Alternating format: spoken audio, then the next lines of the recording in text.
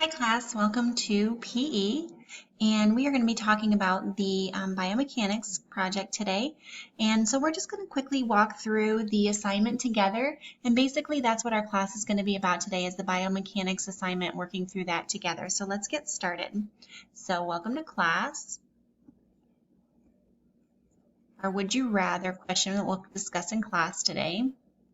Our PE updates, remember that you need to check your calendar for the PE assignment. So today is our biomechanics, and remember that the activity log for February, our 2 weeks, our 14 days, is due by February 29th. And remember that these are things that cannot be made up after February 29th, so you won't be able to catch this up in May, so that it needs to be done and turned in by February 29th. So make sure that you're on track with that. We'll be covering Unit 2, the biomechanics, the patterns of movement, and the science of sport. So just to recap from our class, I know that we had President's Day last Monday, and so 2 weeks ago we talked in depth about biomechanics. If you want to catch that recording in the Class Connect recordings, we talked in depth about what biomechanics is. It is the science of movement in your body. So if you want to definitely understand that more in detail, go back and check out that class that we talked about biomechanics in detail. So we're just going to briefly talk about that today, studying how you move, your muscles in motion and in movement. Biomechanics, by definition, is the study of the mechanics of a living body, you, especially of the forces exerted by your muscles and then the gravity on your skeletal structure. So they do a lot of that in our testing of, it's been in the news a lot lately about the testing of concussions, so they're testing helmets in football, making sure that the safety is there. You'll see in a lot of professional sports that they're testing and doing a lot of study on angles and the different, just to performance and how to enhance performance through your body in movement. So with the Olympics coming up, we talked about that in class a couple weeks ago, with the Olympics coming up and the Super Bowl that was earlier in the month of, or later in the month of January, but a couple weeks ago, there is a lot of study in movement and emotion going on to enhance performance. So biomechanics is really big in studying and perfecting professional sports and Olympians as well. So biomechanics is a really big thing in making athletes better at what they do. And it can really be done down to the level of what you are. It's probably things that you don't necessarily notice as biomechanical terms, but we're going to break it down into things that affect you, not necessarily being a professional athlete, but things that affect you and the things that you do.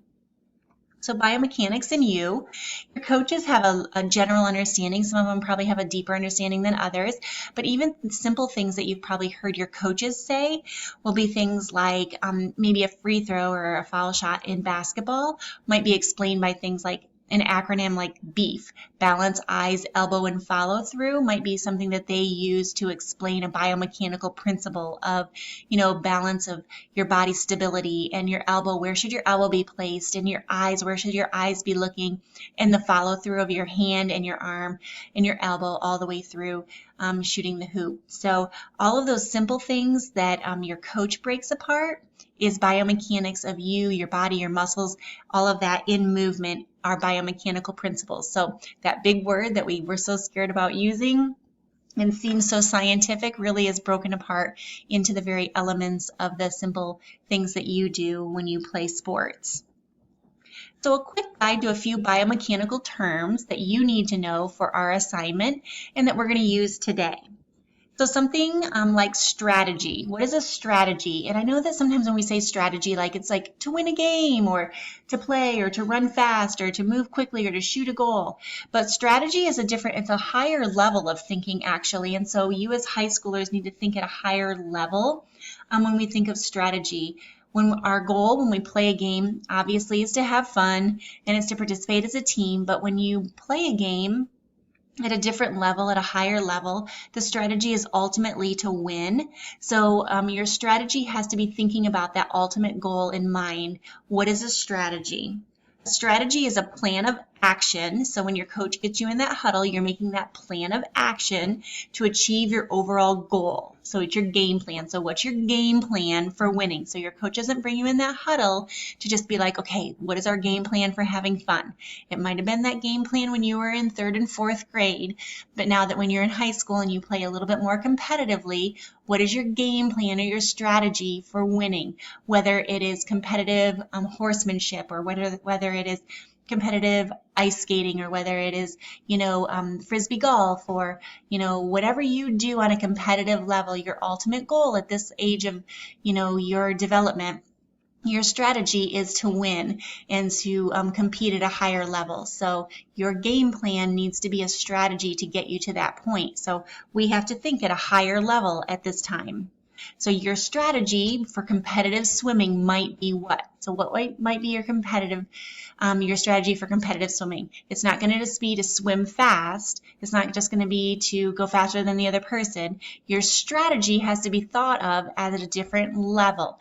So what might be your strategy for competitive swimming? It might be something like, okay, I am going to bend deep, push off my blocks faster, and I'm going to stay under the water longer because I have a better aerodynamic distance underwater. So I'm going to stay underwater longer than my opponent, and my breath strength is better than theirs. So I'm going to stay underwater longer than my opponent and get the most out of my underwater force and strength.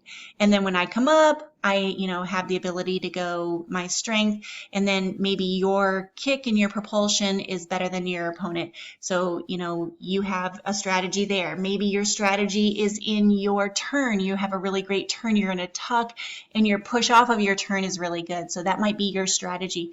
Your strategy might be in, your finish. Your finish might be the strongest. Your pull, in your breathing, your breaststroke, you might be able to hold your breath and do less, out of the water breaths on your left side, or, your breathing might be your strategy. Your strategy might be your upper body movement.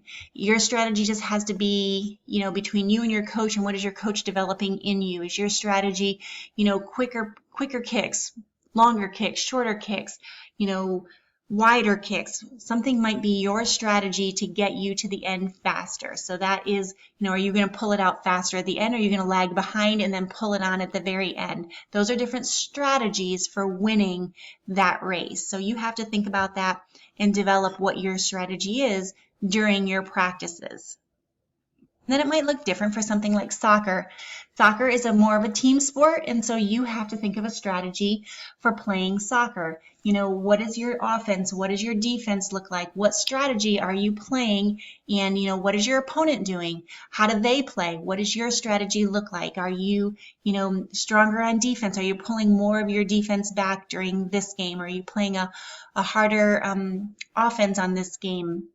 What are your middles doing? Are your middles playing more toward your offense? Are you, playing a stronger passing game this game? Are you shooting more? Are you defending more? What does your strategy look like this game? So it's all about your strategy, knowing your opponent, knowing what your strengths and weaknesses are. Who are your injured players? What are you going to play?